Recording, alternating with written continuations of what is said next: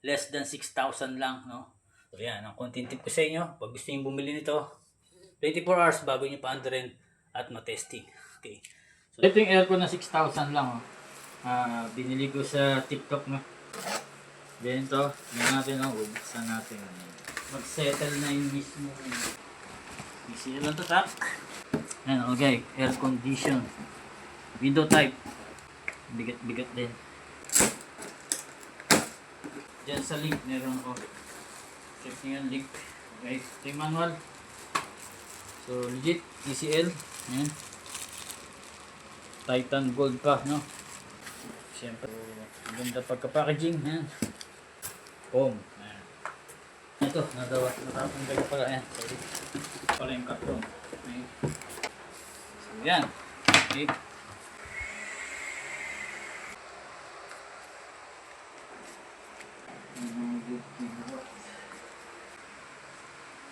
So ito yung power rating niya, no? Mamamahal din to sa Tagaraw pero ngayon murang-mura lang. So ang halaga nito ay, ang tip ko lang dito bago niyo isalpak ay stay niyo muna ng mga 24 hours, no? Dahil siyempre binalibaligtad to ng mga rider, no? Dahil medyo may kabigatan siya.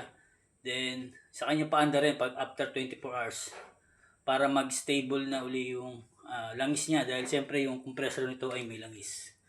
So dito ko lalagay yan. Okay. So thank you mga ka-electrical. God bless.